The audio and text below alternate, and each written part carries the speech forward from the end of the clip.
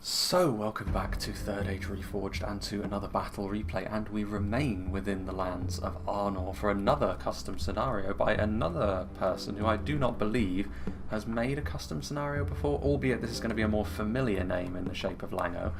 And has all the potential as well to be another rather interesting one. This will also be a good litmus test, I think, of whether or not the technical difficulties that plagued the Moria replay I did recently will rear their ugly heads once again, because this is a bigger battle once again. A 4v4, in fact, as the premise of this one I do rather like, because finally the men of the North and the West seem to have united, put aside their differences, as the Arnorian kingdoms of Cardolan and Arthedain are here on the defence. But not only them, the other Arnorian kingdom of Rhudaur has also joined them, and as if that wasn't enough, Dunland have also finally shaken off the yoke of evil that was placed upon them. So we have the Dunedain, we have the Northmen, we have the Middlemen, all fighting as one, which is going to be rather interesting. And they have a large amount of space to cover, so perhaps it's for the best that it's a 4v4.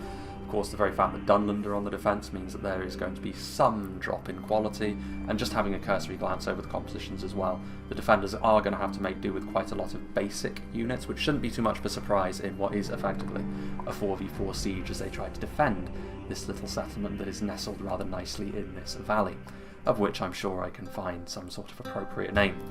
And the forces of Sauron are heading in here from the northeast, and he has got his minions approaching from the two southern approaches as well. We should go through the first army, which is Lango's, who is playing as Sauron's host from Mordor. They've come a long way to be here, much like Umbar in the last replay, but I'm sure that they will hope to not leave empty-handed. Now, Lango actually probably has the most difficult approach, because the defence here is better prepared than the one that's in the south, and of course there are three whole armies approaching from the south, so that is worth bearing in mind. I imagine what we'll see, therefore, is Lango probably take his time a little bit more than his minions in the south, and he will be more of a late-game threat.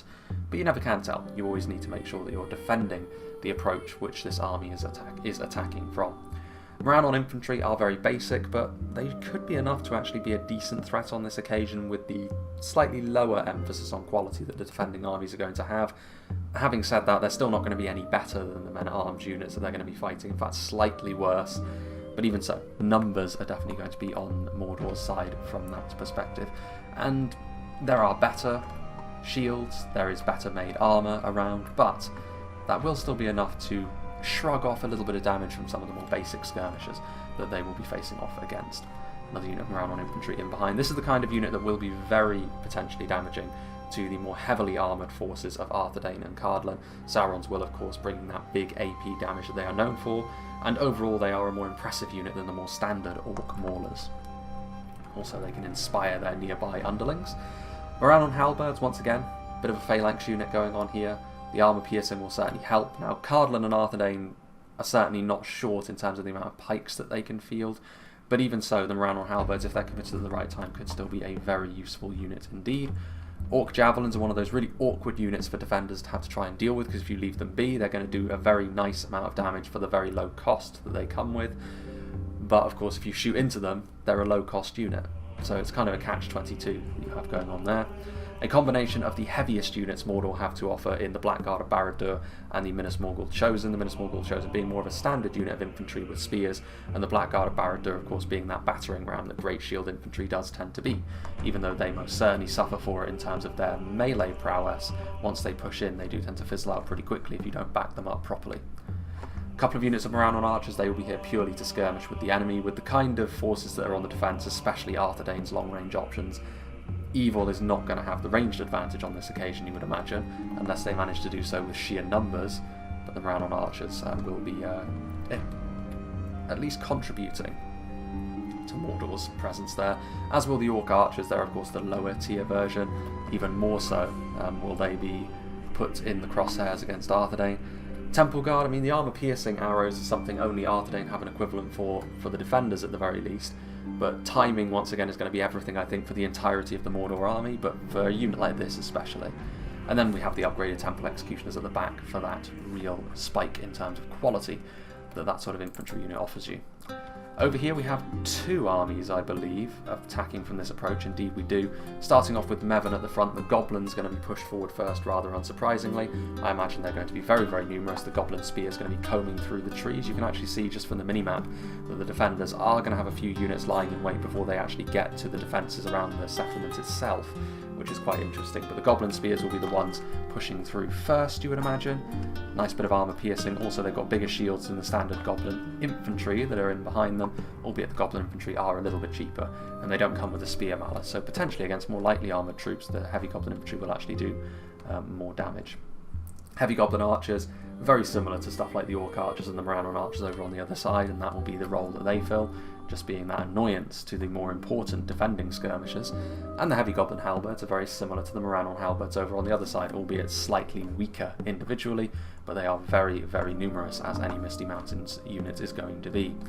Goblin King's Bodyguard, an upper tier unit of Misty Mountains Infantry. They're pretty big for a bodyguard unit actually, which is a real boon for a multiple HP unit, and that's where the General's going to be at. Then over here, Mountain Uruk Host, which is definitely a more heavy duty unit for Misty Mountains. This very much the equivalent of Uruk-hai infantry, that sort of thing. Bulkier, more heavily trained and outfitted orcs. Speaking of which, Froggy is in behind playing as Isengard. Got some half-orc spear guard here, which is they're nothing really too special in terms of the damage they deal, but they are reasonably tough, and that's all they really need to be in the initial stages of this fight as they try to make their way through this difficult and rough terrain as they get towards the town, after which point their lower damage may prove to be a bit more of an issue, as the defenders really start to fight tooth and nail to hold on to their homes. Got some Uruk-hai archers in there, once again, similar to all of the other basic units of archers. The Uruk-hai infantry, like I said, similar to the Mountain Uruk host, heavily armoured, very good unit in general to have in this sort of situation. Uruk-hai pikemen offer a dimension that the halberds we've already seen from the attackers don't offer, so that is very worth bearing in mind. Bit of armour piercing in the form of some half-orc Baneguard, more pikes, more archers and infantry, pretty much what you'd expect from Isengard. There's maybe a few more half-orcs than is typical, but it's a mostly standard Uruk-hai army this, with a bit of support here and there. Uruk-hai Reavers, numerous, very lightly armoured though, bit of a bucking the trend a little bit of all of the other more heavily armoured units of Uruk-hai. Their scraps of leather aren't really a patch on the plate that the other units wear, but then they have a bit of armour piercing to go along with that. More Baneguard, more Spear Guard, some more Uruk-hai archers and pikes and infantry down there. And then at the back we've got a few units of genuine quality. Trolls of the White Hand, in this more scattered terrain, this sort of piecemeal defence, the Trolls could be really, really useful for hunting down some exposed units actually. Be interesting to see if Froggy does decide to approach it that way. Crossbows late on could be devastating because the town lies in a valley. If the attackers do manage to take the high ground, this is the kind of unit that could really make the defenders pay for that. And then Nazkai and Berserkers, two very, very impressive units of armour-piercing infantry. Multiple HP both, the Nazkai being a general's bodyguard, and pretty high-quality army in general from Isengard, so that's certainly more so than the goblins that are in front of them. That's actually defenders right in front of us there. The final attacking army going to be another Misty Mountains force, this one under the command of Master Blaster. Good to see him again. More mounted Uruk host here in decent numbers, also in loose formation. Heavy Goblin Halberds, Heavy Goblin Infantry, and some Heavy Goblin Spears at the back, so a very different initial formation this from the Misty Mountains over on this side of things. They are also on their own, so Master Blaster doesn't have the luxury of a pretty damn good Isengard army following him in. Goblin King's Bodyguard, and that's pretty much it from what we can see. Goblin Archers once again, so very similar if not exactly the same army. There may be a few differences in terms of spears and infantry distribution, but other than that, that is the attackers. Now for the defenders, and I believe here in the southern part of the map it is going to be Rhudaur and Dunland mainly tackling the approach, and so the more guerrilla warfare inspired hillmen and then the northmen as well of Rhudaur are going to have to try and make use of their ambushing tactics to try and really get the better of this far numerically superior army that's coming at them from the south. Rhudaur marksmen up here on the hill. Now, I do believe there are quite a few units from Rhudaur that are hidden on these two little hilltops over here, and perhaps in behind as well, forming up the initial defence. The only one we can see is this unit of marksmen, which I think is already in range, in fact. But it's not just this one unit, there are more Rhudaur forces over here that will be meeting the advance of that initial Misty Mountains army. It's a very complex map, this actually. There's a lot of ways in which this could work out. There is a road that cuts through this lower terrain here, which I would imagine the defenders will not want to be manning that. If anything, they'll be hoping that the attackers funnel their way into those. Over here, meeting what is the most substantial attacking force initially, we have Dunland actually under the command of Tundra's Fox, who are the lowest quality army that there could be really, but they should have the numbers to actually maybe match up to this assault initially. The Dunman Hunters are a very basic unit of archers, but they do have the elements of surprise on their side to a certain extent. There are civilians, which I think the idea behind these civilians, there are a few more units that we'll see, is that they're trying to flee from the Orcish invaders and go back to the town. So if we do see them in battle, it will only be late on, and chances are things have gone rather wrong for the defenders at that stage. And there is another unit of Arthedain civilians there. There are a few battle lines that have been drawn, however, and I wonder if these farmers from Arthedain were expecting the men of Dunland to be aiding them on this occasion, but they are. Dunman Hunters are here. And then just in behind we have a secondary line as well, covering their retreat, which I believe this is where the bulk of the Dunland defence is going to be, because it's nice terrain for them to do so. Dunman pikemen are very, very basic, but they're still pikes at the end of the day, so it's a good thing for Dunland to try and base their defence around. And there is another unit that is apparently visible over here, allegedly. Ah yes, another unit of Dunman pikemen. So it's a little bit difficult to really overview Rhudaur and Dunland's armies, because most of them are hidden in this rough terrain, which will probably be where most of the initial part of this battle will get its interest from. As for cannon fodder, and who's playing as Arthedain? WK, wasn't it? We'll be able to see much more of their armies. Good to see cannon fodder again, playing as Cardolan. Minhiriath spears, this is where we'll start to see some more heavily armoured defenders, much more used to traditional warfare. They'll be good for holding the line. Minhiriath men-at-arms also a little bit more killing power against infantry, but also less defensive in nature, less able to keep themselves alive for quite as long. Got some Arthedain pikemen, once again the second time in as many battles we've seen Arthedain on the defence, trying to guard their homeland. Get my words out. Once again we're seeing the Arthedain pikemen upgraded. We're seeing some Warns of the North. Those armour-piercing arrows could be really, really important as the battle wears on. Numinous Gate Guards are an incredible unit of pikes if you can get them into the right position. We've got some Dismounted Knights of Numinous, a really, really strong unit. I believe they've got a new unit model coming in. I don't know whether it's the dismounted version or the mounted version that's got the new unit model coming, but one of the two has. We've also got some Warns of Tyr and Gorthad, very similar to the Numinous Gate Guards, upper tier pikes. Some Dunedain captains that don't have the armour upgrade actually, but they will be very, very useful at hacking their way through the lower tier orcs that are on display today. Dismounted Fornosterine Knights, their qualities weren't enough in the last battle replay to stop the attackers from breaking through the defence, but in the end they were good enough to wear Umbar down to the point where their general was exposed and the victory conditions for the defenders were met. Franodyne Berserkers are here from DF Morris, playing as Rhudaur, throwing projectiles once again. The Spears of Orthanc, the genuine unit of quality that Dunland have at their disposal, and showing that the attackers aren't the only ones that have crossbows today. Dunland and Cardolan can certainly hang with Isengard and the Misty Mountains in that regard. And once again, we're seeing the Arthedain men-at-arms with only the first level of armour upgrade. That breastplate will still give them the leg up they need to defeat basic Morannon units, but it won't be enough to make them tanky enough to defeat, obviously, the upper tier of Mordor's units. Another unit of Arthedain men-at-arms there. Some Evendim archers, you can see they've had time to at least prepare a defence. It might be quite hasty with all of these stakes and sort of half-dug trenches, but I do like the feel of this map, it's really good. Evendim archers, I think, yes indeed, another unit of civilians, this time from Cardolan, which is going to be trying to get back into the settlement.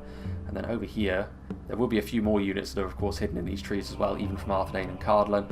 The last two units we shall see is another unit of Dunedain captains, and a very scary unit for all the orcs involved, an armour-piercing bodyguard unit, the Tharbad Warhammers.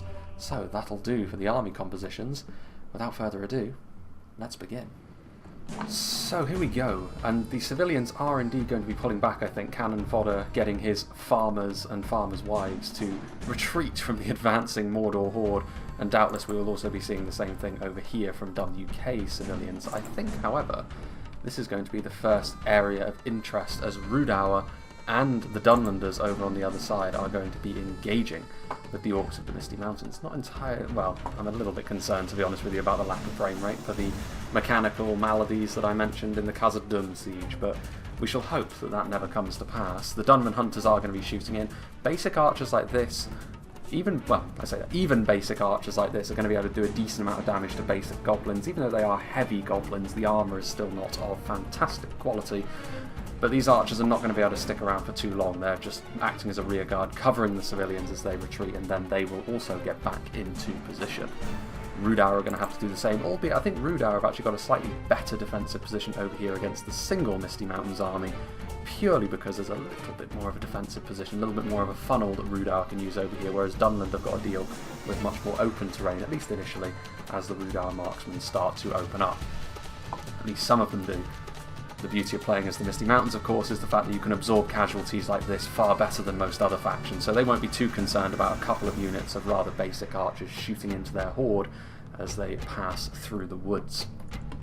Rather interesting map this as well, because I feel as though the defenders actually do need to defend from the front far more aggressively than you would normally, because if you allow yourself to get pushed back into the valley, you're going to be surrounded on all sides by orcs that have superior terrain to you, and superior quality, being that it is a 4v4 siege, so the attackers are going to have the quality, the defenders are going to have to make do with more basic units and using positioning. So even though Mordor initially are going to have the hardest task to go through this divot and get up onto this defensive position against the primarily Arthedain and Cardolan defenders here in the north, potentially if they can overrun this defence quickly, the battle may start to go in their favour.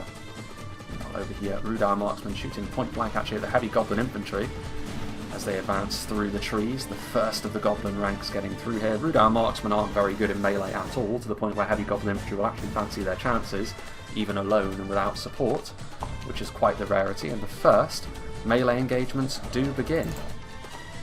Also over here we can see some Trollshort axe throwers in position, revealing themselves. They are a unit that can hide after all. These Uruk-hai infantry here. It's worth mentioning as well that axe throwers are not armour piercing, so the Uruk-hai armour is actually coming into effect here. But you can see focused fire at point blank with very high damage axe throwers is enough to put a dent in even more heavily armoured units of infantry. They need to get out of here pretty quickly though. Maybe they flew a bit too close to the sun as the Uruk-hai advance on them. As much damage as they can do at range, they're certainly not going to be able to repeat that feat in melee against some of Saruman's finest creations. Trolls of the White Hand moving forward. As I mentioned, they're going to be really good at trying to hunt down the more scattered remnants of the Dunlanders out here in the open field, as the Dunland hunters and some GWATHLO trackers retreat. Yeah, the Trollshore axe throwers need to continue running away. They will lose a few from their unit, but that is most certainly not the end of the world.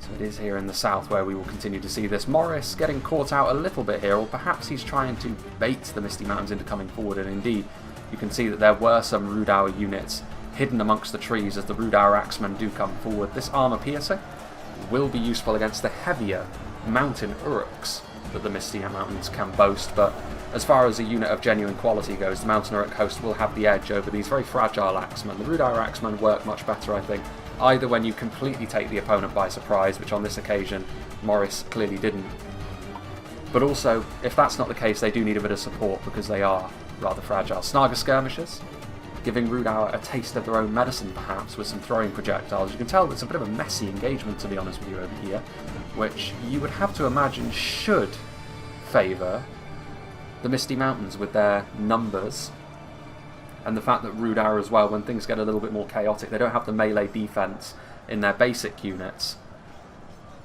that can help see them through, but these Rhudaur axemen, against basic goblins, they'll be just fine. That damage will really help them out. Meanwhile, some Uruk-hai infantry really advancing far into enemy territory, managing to catch out another unit of these GWATHLO trackers. Again, the example of a lower tier unit being caught out by a good quality unit of infantry. Interesting to see that Isengard are being so aggressive in this way, trying to really catch out some of these scattered Dunland remnants, and you can see over here they did manage to catch out that whole unit of Trollshore axe throwers. I don't know whether they used up all their ammunition, I doubt it. So despite the damage that one unit of infantry took, most certainly not a severe problem. Looks like Mevan's entire goblin army is in fact going to be going down here, so he's going to be following the road, actually, the main road potentially into the settlement itself. I'm not sure about that with the Cardolan skirmishers already in position to meet them, or he could be attempting to meet up with Mordor perhaps and help smooth their entry into the settlement. Mordor still a little bit more wary of moving forward, and wisely so, with the Arthedain forces ready and waiting. And they've got a little bit more quality, much more heavy infantry about them than the wild men and hillmen here in the south. You can see here these Rhudaur axemen doing a really good job against the goblins, but as soon as the higher quality Mountain Uruk hosts come forward, even though the armour piercing is certainly helpful, it's not the be-all and end-all here, as the Rhudaur Axeman's own fragilities coming home to roost. Snaga Skirmishers taking point-blank fire from the Rhudaur Marksmen. That's going to be bad for the Snaga Skirmishers because they really can't withstand any sort of punishment from archers for long, as you would expect. Over here, another Rhudaur position up here on the high ground. Trollshort axe throwers in position. Once again, it's interesting to see that Rhudaur Axemen are being used as the front line because of their lack of melee defense. Lack of a shield can be an issue potentially as well if heavy goblin archers decide to try and get involved. Yes, those axes are useful against these heavy goblins, but is it going to really be the most efficient way to do things? It depends. If they may not have any Rhudaur clansmen or Rhudaur swordsmen over here, the more traditional line-holding units from Rhudaur. Throwing axes coming in, but Master Blaster very wisely using his basic unit of heavy goblin archers, to focus down the fragile but very deadly Trollshort axe throwers. Having said that, those axes are firing in, and you can see here the fragility of the Misty Mountains, their morale collapsing in the face of a few volleys at the hands of those axe throwers, those Rhudaur marksmen also over there. What have we got over here? Routing Rhudaur marksmen. But over here, you can see that the Dunland hunters are trying to shoot, however the Uruk-hai archers are bulked up. And Dunland hunters and GWATHLO trackers, the GWATHLO trackers are a little bit more damaging at range than the Dunland hunters, but both of these units are relatively fragile, so the Uruk-hai archers won't feel too bad about the situation. Which is rare. They're a very, very basic unit of archers, are the Uruk-hai. Skirmishing with bows is not really their thing. They much prefer the aid of their crossbows. And over here, Froggy going to be sending over a little bit of support to the goblins over here in the southwest. And the Trolls of the White Hand are there as well. I don't know whether he's just forgotten about these units and they're hunting down the routing axe throwers. I doubt it, because they're pushing through them. Those Trolls could be a bit of a problem, however, as they are now in behind the Rhudaur position. The goblins trying to advance through this little valley, and Rhudaur do reveal the fact that they do have more infantry here in reserve. Rhudaur swordsmen, upgraded Rhudaur clansmen as well. Both of these units will be decent, especially against the basic goblins. Less killing power than the other Rhudaur units though. So they need to worry, well, this is the sort of unit they do need to be worried about. The Mountain are at coast, but they are a little bit depleted as things stand. Rhudaur, as ever, will be hoping that their throwing projectiles can do a lot of the heavy lifting. Rhudaur clansmen blocking the progress of the goblins so far, and Rhudaur will be pretty happy with how this has gone thus far. But the problem here could prove to be a pretty shrewd move, this from Froggy, to send over a little bit of support. You can see those Rhudaur axemen running from the field now, and with those trolls also arriving, that's going to be a big issue for the Ettenmoor's troll hunters, because they could do a decent amount of damage with these javelins, but they're spearmen in melee, which is not ideal. Doesn't have the killing power to deal with trolls. They would have to use their javelins to be effective against trolls in that way. As the heavy goblin archers are actually the ones moving forward first, out of ammunition perhaps, but just trying to interrupt the troll hunters, and with the trolls themselves in here now as well. Unfortunately, unlike the troll slayers from Arthedain, they can't really live up to their name in melee. It's much more at range that they're able to do that. Rhudaur clansmen are also here. Meanwhile, Mordor beginning to make their way across. Some bandits up here from Cardolan. And some Temple Guard up on the high ground over there, but they don't really have a great target to shoot at. I mean, if I were Cardolan, I'd be perfectly happy to let my bandits take the heat from Temple Guard. It means they won't be able to use that ammunition later on something that's much more worthwhile. Evendim archers starting to open up as well. Lots of basic archers from the defenders, as you would expect in a 4v4 such as this. Over here, meanwhile, Dunland bandits moving forward with their darker colour scheme. It is interesting though, there's plenty of gaps in these defences that could be sorted out by some hyper-aggression, and I think Froggy sees that, because his Uruk-hai infantry is moving forward. This poor unit of Dunland hunters continuing to take a lot of flak from those Uruk-hai archers, but it's ammunition that won't be used later on. And with regards to Dunland, there's plenty more where that came from always. Tundra perhaps getting caught out a little bit here though, hoping to use their javelins first and foremost on the Uruk-hai infantry, but they're getting engaged in melee, and bandits that are clad in leather are not going to be a match for Uruk-hai that are wearing their plate. But there are some Dunlanding veterans here, once allies but no longer. A thematic engagement between the Dunlanders trying to shake off Saruman's yoke as Isengard try to bring them back to heel. Plenty of veterans on the way forward. What classes for the line infantry for Dunland? basic though they may be, they do still wield those axes, a little bit more damaging, but in terms of quality, the Uruk-hai are going to have far too much for them. Meanwhile, Mordor engaging in melee, the bandits using their javelins first, I would presume, and then Evandin spears with the first level of armour upgrade clashing with the first wave of Morannon orcs, infantry and halberds moving forward. And there aren't any pikes on the front line yet, although that is likely to change with some pikemen getting into place. Arthedain men-at-arms are here as well, the terrain advantage squarely in Arthedain's favour.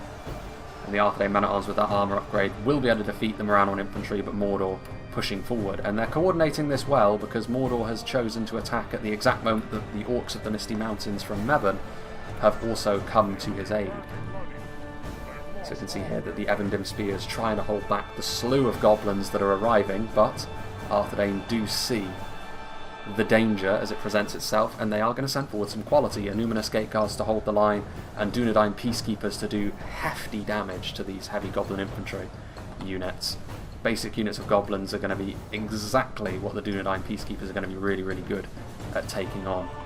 Mordor not yet ready to advance up this hill yet, but I'm sure that eventually they're going to try and push on all fronts, but for the time being just trying to coincide their attack with the assault from the goblins as well. Uruk-hai Reavers over here trying to pick off the stragglers from Morris's Rhudaur army, which has been under a bit more pressure ever since Froggy sent over these reinforcements courtesy of Isengard. The Uruk-hai Reavers carving their way through the Rhudaur swordsmen, but wavering as well, so they could rout, even though they would win in melee. Routing could yet occur as that front line has collapsed. The orcs victorious up on this hillock as well. I would imagine that Rhudaur are going to look to pull back. Trollshort axe throwers, that would be a big part of why the Uruk-hai Reavers are looking like routing, if they are indeed firing their projectiles. Yeah, and there they go. And over here on this side of things, there is actually still some fighting going on as the Rhudaur marksmen continue to chase off some routing goblins. But a Pyrrhic victory for whoever wins over here, and eventually it will be the goblins, I think. There just isn't enough left. Only one unit of Rhudaur marksmen is not going to be sufficient to keep up the fight here in the southern reaches for too much longer. So the more ambushy style of Rhudaur and Dunland, certainly Rhudaur, is being forced back to the settlement. They can't afford to pull all the way back to the settlement, though, like I said, I don't think, because of the superior terrain that is around it. We shall have to wait and see. How are Dunland getting on, I wonder? Some bandits fighting here in the trees. Half-orc spear guard pushing forward. It's looking very much to me like the superior survivability of the Isengard units is standing them in good stead here as things are getting a little bit messy. The engagements are very much stretched. There's some Dunman spearmen and Dunman pikemen on the front line. The pikes thus far, and actually a bit of a surround here. A weakness in Froggy's advance has been seen by the Dunlanders, and they are going to be able to isolate and destroy this unit of half-orc spear guard. Up here on the high ground, the Dunland veterans continue to fight hard. They'll be able to match up okay against the Bane Guard because of the lower melee defense of that kind of armor-piercing shock troop, but with all of the heavy Uruk-hai infantry and pikemen moving forward, there's only so much the Dunlanding veterans are going to be able to do, clad in their chainmail, wielding their axes. This unit of Uruk-hai infantry may be a little bit overextended, but once again, their superior equipment is going to help see them over the line here, you would imagine. And that is going to mean that eventually, I think Dunland, at least in their initial defences here, around these fortified positions that were hastily constructed, are going to suffer the same fate as Rhudaur, I think. And then, how far do they pull back is the question. GWATHLO trackers doing their best to offer a little bit of support. And with this crossfire, they are going to get a lot of good shots into the Uruk-hai pikes. Isengard will be hoping that their armour is enough to give them the survivability they need. Meanwhile, Arthedain men-at-arms still holding. The kingdoms with more Dunedain influence on them, with their superior armour, continuing to hold the line. The Blackguard of Barad-dûr moving forward. I'm not sure now is the best time for that. They could try and force their way through, I suppose, but that would be a statement of intent from Mordor. Dunedain Troll Slayers here with a nice vantage point. Heavy Goblin Archers firing away. Sauron's Will moving up to try and assist the Goblin push. And this two-pronged assault is going okay so far. The armour piercing exactly what the Doctor ordered against something like dismounted Knights of Numinous, as you can see, but Much like in the south, the armour piercing alone isn't going to be enough for the faction that's employing it because of the quality of the units on display here from Arthedain. And here we can also see some dismounted Fornosterine Knights. Orc Javelins trying to get into position to lay down their really efficient damage that they're known for. Not in melee though. Fornosterine Knights will be able to carve through them in melee with reckless abandon. Trying to push through now though, and Numinous Gate Guards pulling back. They see the danger here, clearly, Arthedain, because they're immediately pulling out. But they don't have anywhere to pull back to, really. There's no reinforcements. Maybe biting off a little bit more than they can chew. They're going to need more reinforcements. Actually, Morris over here with some Rhudaur units, Atomor's Troll Hunters, trying to get some damage done. And he is doing so. He's really going to dull the fangs of those Blackguard. But I think they're going to have to rethink their defensive position here, Cardolan and Arthedain, because there are some Cardolan units over here as well. Minhiriath Men-at-Arms struggling for morale a little bit. In typical Cardolan fashion, you might argue, but as much damage as they're doing to the Orcs, I don't think they're actually doing enough. And I think Mordor and the Misty Mountains over here have done a really good job at coordinating their assault, and now it's going to be up to the defenders to try and make up for that. And here you can see the Troll Slayers. Yes, there's a discrepancy in quality. Heavy Goblin Infantry far lower on the food chain than Troll Slayers, but they're just going to be able to overwhelm the Troll Slayers here, and they really do need to rethink what they're doing here, the defenders, otherwise the battle could end up slipping through their fingers. What's left of the Rhudaur forces perhaps taking cover in the buildings. And over here in the south you can see there are some Mountain Orc Berserkers, the Misty Mountains coming over here, returning the favour that Froggy gave him earlier, Master Blaster. Those reinforcements from Isengard, now some reinforcements from the Misty Mountains heading over here as well. Picking off the stragglers, these Dunland Hunters not up to much in melee, especially against these really well-rounded units of Uruk-hai. There are some Cardolan units here in the south as well, but only Greenway Garrison Spearmen. That is not going to be sufficient to deal with the units that lie before them. Mountain Orc Berserkers with those big axes doing some good damage. Greenway Garrison Archers, once again a basic unit of archers only, but against those Mountain Orc Berserkers they will still be able to do a decent amount of damage though, to give them their due.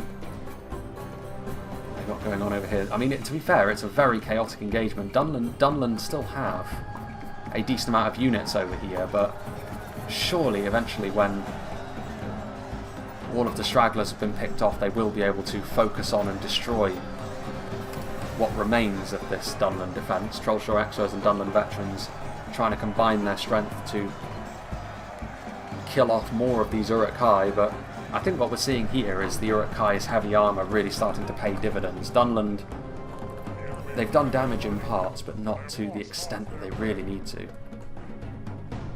Some Minhiriath sharpshooters over here still, hoping perhaps that the Misty Mountains would go through the road leading directly into the settlement. But so far that has not been the case, and there you can see the black trails of the armour-piercing arrows from the Temple Guard. What are they going after, I wonder? They're going after the Arthedain pikemen? It's not the worst unit you could shoot. They're definitely going to fall in droves. No, they're going after the Wardens of the North, a very good target indeed. Once again, we're seeing the attackers just be a little bit more well organised here than the defenders, and like I said, they really need to try and reverse this trend quickly. Otherwise, things are most certainly not going to go their way. The Orcs continuing to struggle on this approach, but a lot of that is coming down to the fact that their units are systematically routing, the Orc Archers routing. That's a chain route, in fact, exactly the sort of break that the defenders needed. They'll be able to reorganise their army. Those heavy Arthedain units, the bandits that are supporting from Cardolan, the Atomor's Troll Hunters from Rhudaur as well. Those Wardens of the North surely need to start returning fire into those Temple Guard, and the Temple Guard are retreating. Hit and run tactics indeed. But they have managed to reorganise themselves. The attack hasn't followed through quite yet. Arthedain pikemen, Cardolan spearmen, getting ready to reorganise. These dismounted Knights of Illuminus have been really, really strong on the front line, just through sheer survivability alone. They are going to be doing the business. Sauron's will give them a little bit more trouble than basic Morannon units will, but even then Mordor will need to redouble their efforts over here. What's going on over here? I think they've given up on approaching here. One of the Misty Mountains generals falls. That must be Master Blasters, I would assume. Getting a little bit greedy, perhaps, if he thought he could... Where is that? Yes, indeed, a little bit greedy, trying to go for the settlement very, very quickly, and as a result, I mean, these farmers are getting cut through by these Blackback Mountain berserkers. But the Misty Mountains losing their general is a pretty big deal. You can see over here the Goblin King's bodyguard were the ones to suffer that loss. Going after the Tharbad Warhammers could be considered quite foolhardy. Back over here, heavy goblin spears are still there as well. More goblins arriving though. It's a sign of how chaotic this battle really is, actually. The defence in the south was far less... What's the word I'm looking for? Standard, for lack of a better term, than the defence in the south. Or north, I should say. Arthedain and Cardolan are much more likely to put up standard defensive lines. Rhudaur and Dunland, far less the case, but God, these Greenway Garrison archers. Melee combat is not their forte, but the whistle of those crossbow bolts ripping through the air as well will give pause to these fighting, not men, creatures from the Misty Mountains and Isengard. The Dunlands still have resistance over here, not really. The Uruk-hai have finally swept them from this part of the map. Took them maybe a little bit longer than they were hoping, but I don't think the attackers can have too many complaints here in the south. They managed to deal with the trickery of Rhudaur and Dunland rather nicely. Meanwhile, through the middle now as well, Mevon's Misty Mountains forces are starting to move forwards, but they're going to be introduced to the business end of the axes of these Blackwolds. And the Blackwolds will be a good choice against a unit like the Mountain Uruk host. So perhaps this is where Dunland and Rhudaur can start to make up for some of their losses with some units of slightly higher quality. Heavy Goblin Halberds are moving forward, Heavy Goblin Spears. Gonna need to start using those crossbow bolts, I think. It's only a matter of time before they're going to get press-ganged into melee, I think. Meanwhile, dismounted Fornoster Rhine Knights, who have lasted a long time in melee, cut off from support in this manner. But yeah, I think a wholesale reorganisation is going to be needed. More of a token effort in this now from Arthedain and Cardolan to hold on to this southern hill, or northern hill I should say. Lots of goblins still over here. The numbers from Mevon's army have really helped out Lango's assault. Are they pulling back? They're pulling back some units. Etnor's Troll Hunters on the way back. Warns of the North continuing to employ their steel bows to get as many kills as they can. But like I said, they can pull back, and that may very well be the best course of action just to reorganise, but if they do pull back to the settlement itself, eventually the attackers are going to be able to get onto these hills and use stuff like the Temple Guard on them from a vantage point, which surely would signify a bit of a death knell for the defenders. We'll have to wait and see. Dunedain Captains and Witcher Realm Enslavers, two very high quality units. The Goblin King's Bodyguard not able to live up to them. Even with all the support from these heavy goblin spears, I don't think it's going to be enough to equalise that particular fight. More or less at the halfway point of the battle now. But again, Blackback Berserkers coming back for another bite. The fact that the Misty Mountains are here, putting pressure on the main settlement, it's just surely it's a source for concern for the defenders.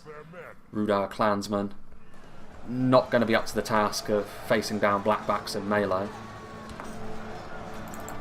And over here, there's still a lot of Isengard troops that are reorganising themselves. And when they arrive, even more pressure will be put onto the village. Over here, Warns of Tir Gorthad, surely out of position as well. But Dunedain Captains finishing them off. Stuff like these Minhiriath sharpshooters would be ideal if you can get them up onto the high ground here to shoot into the backs of those Misty Mountains forces. Especially with the lack of their general, that is surely going to be enough to rout them, and you're seeing evidence of that here with a huge unit of heavy goblin spears routing. Dunman Spearmen arriving from Tundra's Fox. Basic though they may be, the morale shock of a rear charge from even militia spears may very well be enough to cause massive problems to the Misty Mountains here, whose greed may very well have got the better of them here, as all of the heavy goblins, at the sight of seeing one another rout, are leaving the field And even something like the Goblin King's Bodyguard is not going to stand and fight to the bitter end against a foe like the Enslavers. And now, perhaps, the defenders can start to recover from the blows they've been dealt here in the south. And it may be that the goblins got a little bit too big for their boots there. But that will only be the sort of thing we can lay judgment upon by the end of the battle. Here we can see the spears of Orthanc shooting at point blank into this splinter force from the Misty Mountains, seeing that they can't allow that to continue, otherwise this force will be killed off without too much of a reprisal. Trying to get into melee, even in melee though, yeah, the Mountain are at coast running for the hills. Spears of Orthanc going to be too strong for them. The standout units from Dunland are certainly the mounted and dismounted version of their armoured crossbowmen. Very, very strong indeed. And here we can see the goblins really struggling. Numbers-wise, they could have overrun that one unit of Black Walls, but with the support of those crossbows, the morale is going to fall apart. All of the armour-piercing damage being thrown their way is far too much for them to bear. Are they still fighting up here? Javelins being utilised. I mean, they are still fighting up here, I suppose. Arthedain and Cardolan trying to hold on to this ridge, but they really are down to the bare bones at this point. As high quality as the dismounted Knights of Numinous are, and as well as they have done in this fight between themselves and the Wardens of the North, they are coming to the end of their shelf life. And that is when Mordor and this part of the Misty Mountains army can also start putting pressure on the settlement. There's so much going on in this fight. Mountain are at coast, pushing their way up the hill. Again, it's still just that one unit of dismounted knights. The bandits are routing. What's going on down here? Arnorian troll slayers that manage to get in behind enemy lines. They'll kill off as many orcs as they can, but the victory will not be theirs. They will have to trust that their allies can secure victory for them with their sacrifice. The Blackwolds continue to chase the Misty Mountains, but they do so into the reforming goblins, and when Berserker's hit points are gone, they will be far easier to kill, even for lower damage goblins. The fight continues. Trollshaw axe throwers in melee. Melee most certainly not their primary strength. They're trying to do more damage to the Uruk-hai infantry, but as they do so, those heavy goblin halberdiers are slaying them in melee. There goes the Silver Surfer officers. The telltale sign that Dunland are on the field is that they make an appearance. Now, what have we here? Dunedain captains carving their way through some Mountain Orc berserkers. Some spears of Orthanc here. Don't know what's happening to their unit necessarily. Some spears in formation, getting back into the cover of the building. Starbad Warhammers doing the same. Which realm enslavers? Is this Isengard, I wonder? Yes, it is. Uruk-hai berserkers trying to come to the aid of the Blackback berserkers. I mean, they'll kill off plenty of Dunland spears, but not the most important unit. And as they do so, the ideal target for the Trollshaw axe thrower is really the Uruk-hai berserkers with their really light armour and the high damage of the throwing axes. Those berserkers really taking a bit of a savaging there. But as the ranged support runs dry, they will find that they're only going up against spears, and they will be able to outdamage them. Some fighting going on here in the outer reach as well. Such a chaotic fight this, which generally favours the orcs, but in a 4v4 that is less clear. Minhiriath men-at-arms will surely rout with trolls attacking them from the rear, and an armour-piercing unit of spears attacking them from the front. A brave move by these men of Cardolan, but it's going to come to naught in the end, I fear. Some Rhudaur marksmen will try and come to their aid, but Rhudaur marksmen not exactly the tour de force that you want to see coming to your rescue. They will charge into melee. It's enough to rout the heavy goblin spears, though. Again, it goes to show the lack of Master Blaster's general is having a really detrimental impact on the ability of his units to stand and fight. Even those heavy goblin halberds, as dominant as they should be in this fight, Morris needs to not pursue that unit that's routing. He needs to get into melee over here to help them in Minhiriath men-at-arms. Doesn't do so in time, though. Uruk-hai infantry on the way forward from Froggy, who has claimed the high ground over here, but is there... There are some red arrows over here. Are these some units that are in reserve? Nope, they are routing, as expected. Isengard claiming this higher position, probably going to wait, I would suggest, until Mordor is ready to reciprocate the same thing on the other side. Master Blaster going to move forward again, perhaps foolhardily. Because this is also going to convince Froggy that he needs to move forward to support his ally. As much as there may be a unit of Uruk-hai Berserkers in here, it might be time to cut your losses. Don't be fooled by the routing Dunland Spearmen. If you're going to attack, you need to do so with everything you have at this point, I would say, to try and take the settlement. What is going on over on this side, I wonder? GWATHLO trackers being revealed, perhaps hoping that they could lie in wait over here and then attack the orcs in the rear as they advance down the hill. Cannon fodder, unfortunately, is not going to have that luxury afforded to him. There goes the Arthedain general. GWATHLO trackers not great in melee. Going to be finished off by these Morannon orcs. There are some Arthedain men-at-arms trying to aid them, but that isn't going to be enough. All the infantry Arthedain have up here at this point is so depleted that it just isn't going to be sufficient.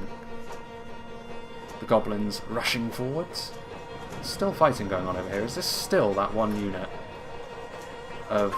No, it's Minhiriath spears that are routing. Fair enough. Finally we're going to see Mordor and the Misty Mountains advance through this wooded hilltop area. GWATHLO trackers continue to do their thing. I mean, it is a depleted unit of Morannon halberds. The end for the trackers will only truly come when all of those... yeah, there they go. When the heavy goblin spears arrive, which was right then. How are the defenders going to respond to this, I wonder? Rhudaur forces milling around at the bottom of the hill. The civilians are here. I wonder if it's a victory condition that if the civilians die, they have to admit defeat. If that's the case, then they rode their luck pretty heavily earlier on. Meanwhile, Rhudaur clansmen trying to hold the line, but there's a lot of armour piercing over here. Uruk-hai Reavers, heavy goblin halberds, pikes as well, going to make the job of the clansmen that much more difficult. Not a lot of reinforcements seem to be forthcoming. Uruk-hai crossbows clearly trying to get into a position over there to shoot into the guts of this defence. And over here the Tharbad Warhammers and Dunedain captains, the two bodyguard tier units from Cardolan, going to be trying to do their thing in melee. Pikes are arriving as well though, a worrying sight to be sure. From a Cardolan perspective, were they able to save their Wardens of Tir Gorthad? They were out in the wilderness earlier on. It would be a damn shame for the defenders if they weren't able to save them. Spears of Orthanc getting into a really good position, shooting into that blob. A sign that the attackers may be getting tunnel vision for only a couple of entrances. Spears of Orthanc cranking those shots. And the bolts rip through the air,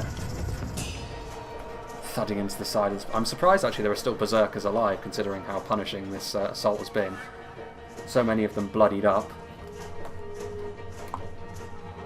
Powerful Bane Guard sweeping across the hill as well. Slightly more heavily armoured than the Uruk-hai Reavers, which will certainly be to their credit.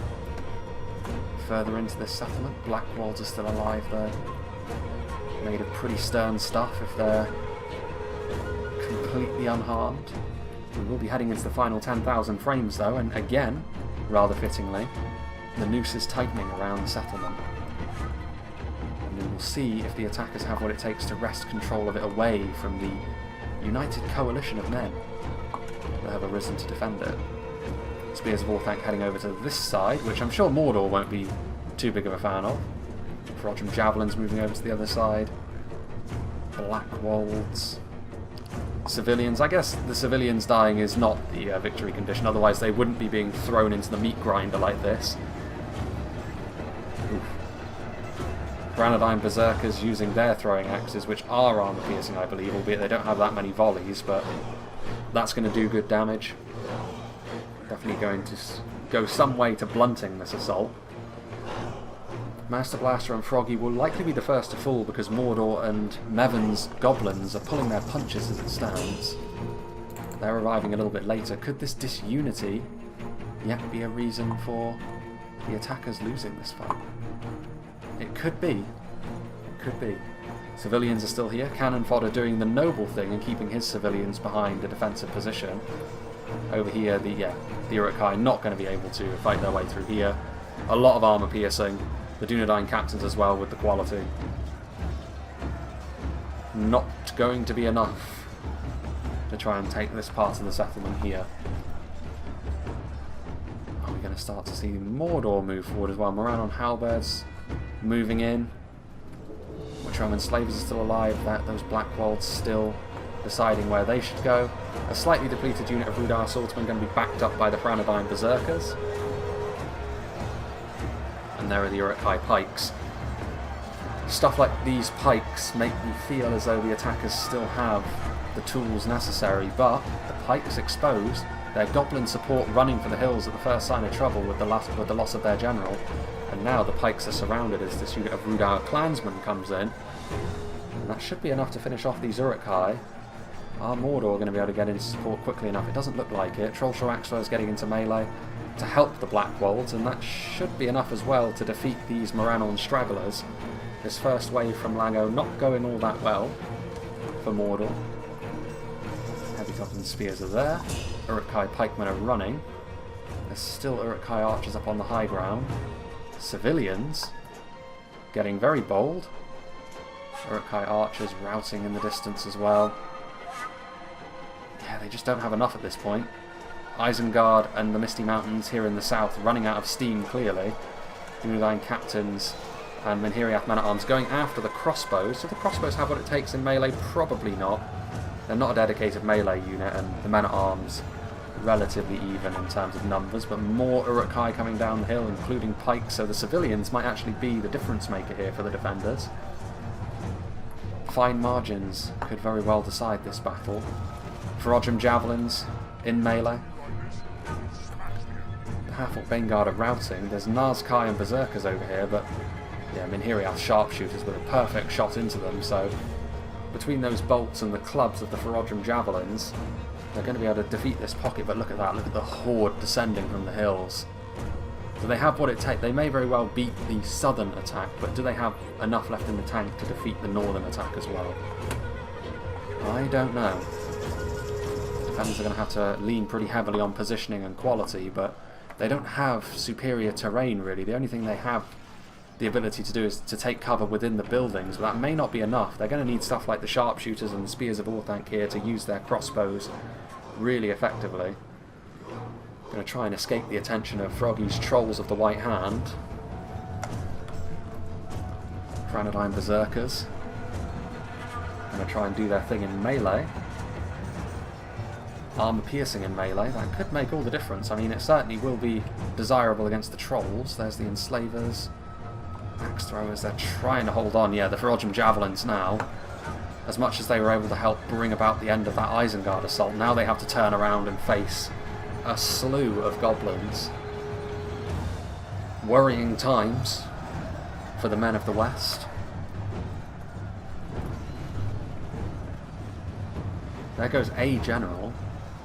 I assume that would be the Isengard one, because I think that was over here, in and amongst all of these clansmen. That was where the Nazkai were, so Isengard could be coming to the end. What is Cannon Fodder going to do here, though? He may have to reposition all of his units.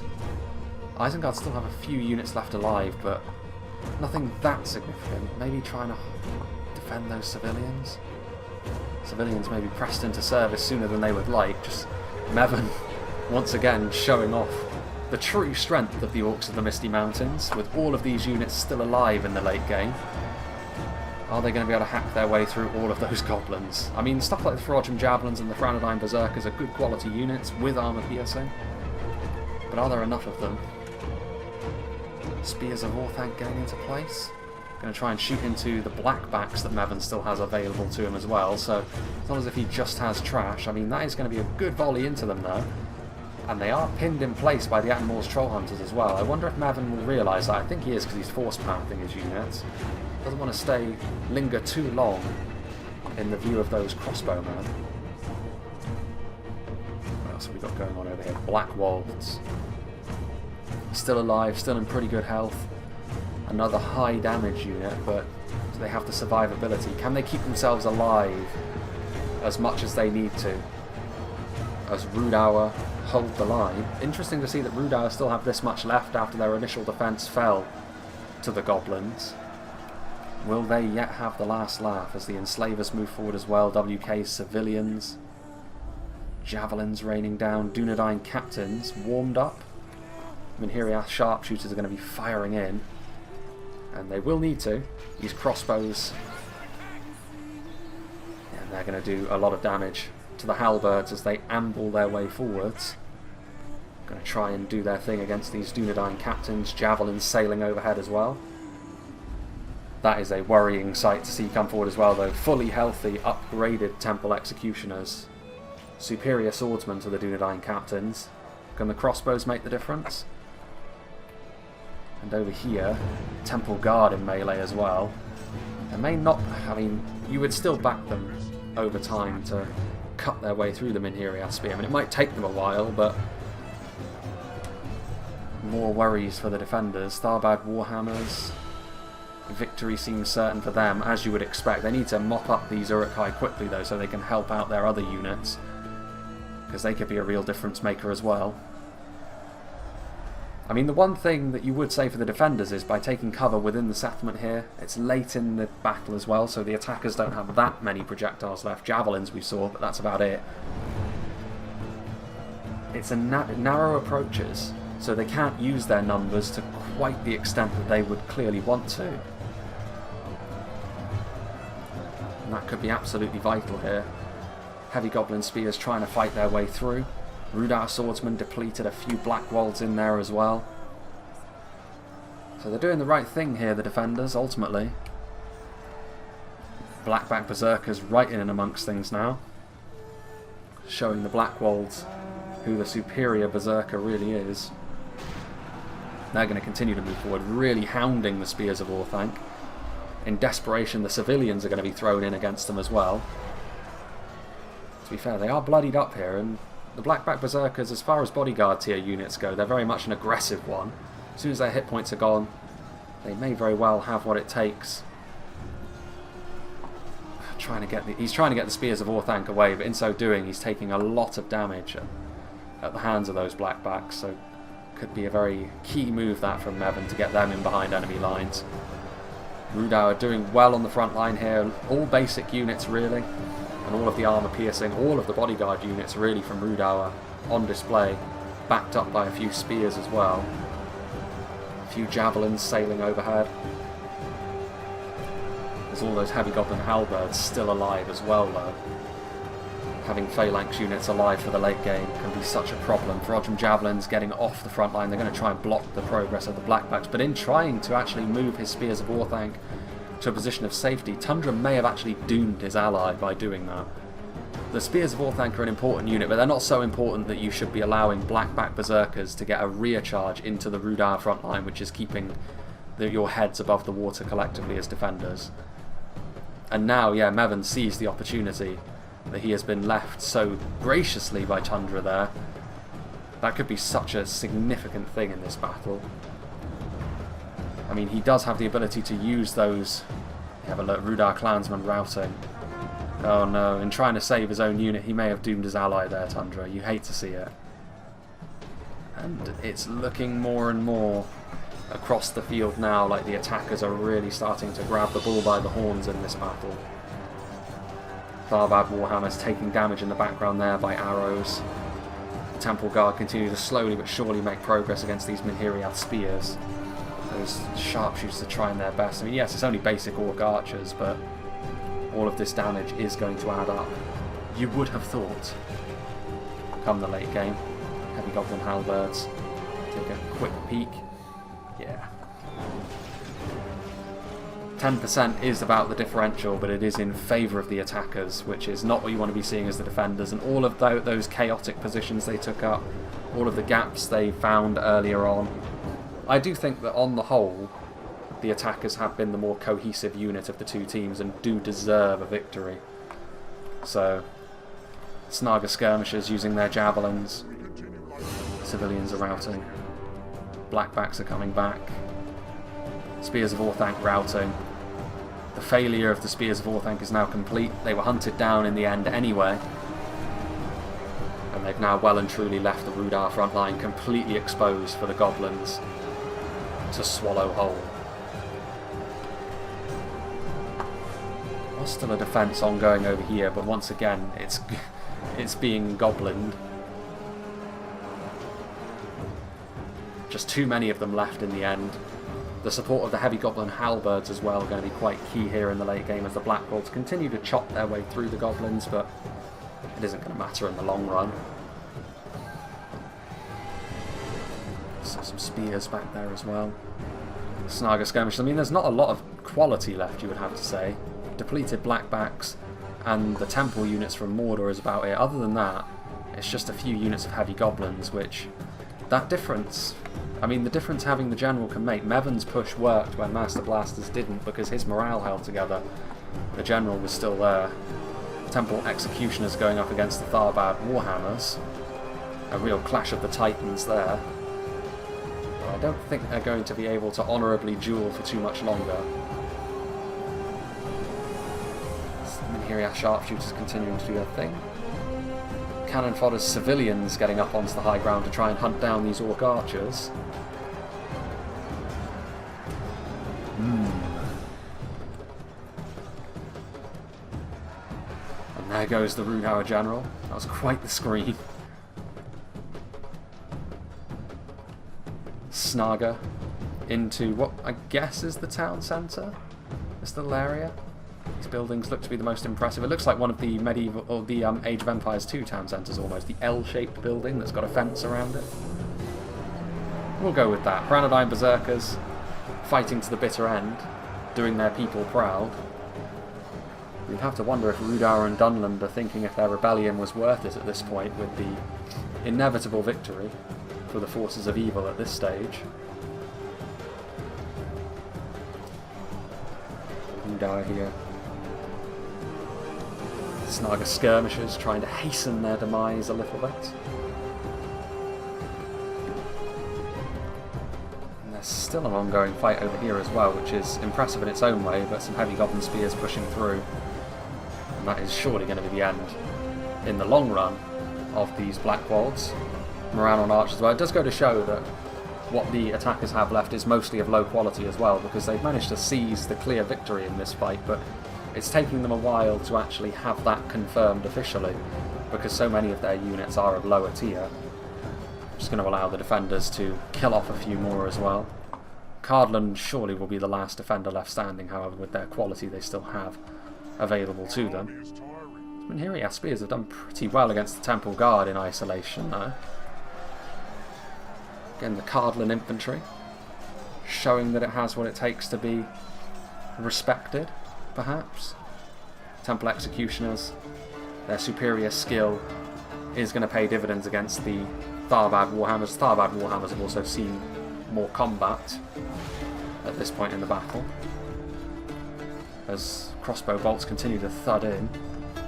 Civilians routing the Orc Archers in the end, so yeah, Cardolan will be the last ones. This does have a Cardolan feel to the settlement as well, so they are probably fighting on home turf. As all of the Orcs of the Misty Mountains move forward, the Goblin King's bodyguard, the fact that they were left in reserve proved to be a wise move. Kept their general alive. Snaga skirmishers firing point blank into the back, so it's Minhiria spears, all their good work, going toe to toe with the Temple Guard for that long, only to be impaled in the back by a sharpened stick fashioned by a lowly Snaga. Civilians coming to their aid though. They will die for their home, those blackbacks. Only 20 of them remain, all bloodied up, but a very key unit in deciding the ultimate fate of this fight were the blackbacks. Minhiria spears are going to leave. 2 units of sharpshooters still firing away. The javelins now being used on them. And that is going to be that. A worthy fight indeed, though.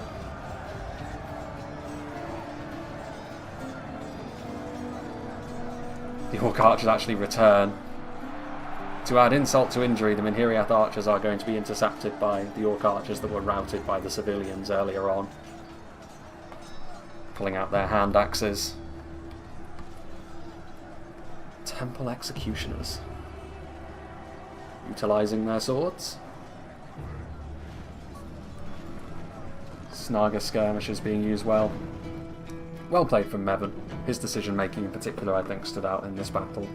The decision to go and help Mordor was the right one, and the use of his units in the late game was also noteworthy. But in the end, the attackers just on the whole were more cohesive than the defenders, and a good value for their victory here. And in the end, 9% is the difference. A close battle. It could have gone the other way, I think. If the defenders were able to safeguard some more of their units, the Wardens of Tyr and Gorthar presumably were slaughtered in the wilderness out there. They could have made a big difference. Just overall, the outer defences could have gone better for the defenders. Judgment could have been better.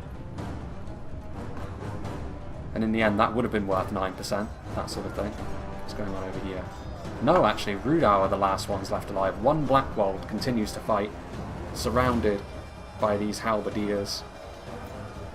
Not for too much longer, you would imagine, though, and there he goes. And that is going to be that. The Orcs victorious.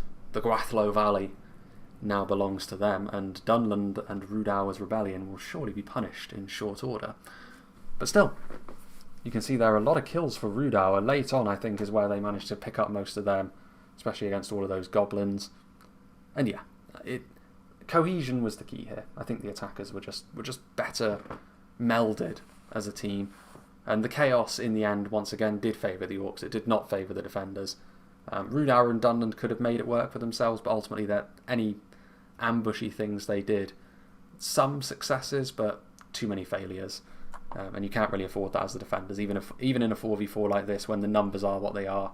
The Misty Mountains, of course, with nearly 4,000 goblins apiece. Let's see what did the damage here. 237 kills for Temple Guard. That's impressive, especially when you consider that some of those were Wardens of the North earlier on. So good target picking there from Lango. Morale on Archers also impressive, so Skirmishers proving to be very useful. Temple Executioners late on. Orc Javelins doing their thing. Yeah, for the most part, you'd have to say Skirmishers doing quite well. Minas Morgul chosen. Blackguard of Barad-dûr not actually doing too badly, considering they were getting peppered by those Ettenmoor's Troll Hunters earlier on as well. So there we have it. Big thank you to Lango for sending this replay in, and big thank you to all of the players for being a part of the battle replay. Good to see more and more people getting involved making scenarios. I think this is Lango's first one. I claimed it was, and I believe that is in fact accurate. Hopefully this is a sign of things to come, because once again, just like Theron last time, this was another really good debut scenario, I think. Yeah, really, really good to see. The next battle we'll be doing is actually another custom scenario as well. This one will be returning to a much more familiar name in Eclipse 2500 of the Dark Cloud, with a Dwarven-themed settlement, with a few new assets as well, fresh to the game to liven up the Dwarven settlements. So we will be seeing that. And yeah, that should be interesting. Dwarven sieges are, of course, always long affairs. Hopefully that one will fare a little bit better than the Khazad-dûm siege we had. But this battle gives me great hope that those technical difficulties were confined to that game only. And we won't have to worry about that moving forward. I sincerely hope that is the case anyway, because it would be a real shame if it was not. But yeah, I don't think it will be the case. I think this battle there's plenty going on. It was really quite demanding. So yeah, I have reason to believe that my PC is holding together. It will be able to hold together at least until late autumn this year, when it can finally be retired. It's given me a lot of good service, but I really wouldn't have the ability to replace it at this point. But later on in the year, I most certainly will. So it is what it is. But once again, big thank you to Lango. Big thanks to all the players. Hope you enjoyed this, and I hope you'll join me for whatever is next.